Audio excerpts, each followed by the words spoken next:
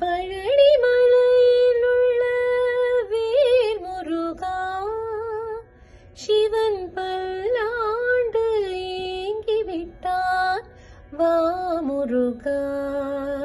பிடிவாதம் தன்னை விடு திருமுருகா, பிடிவா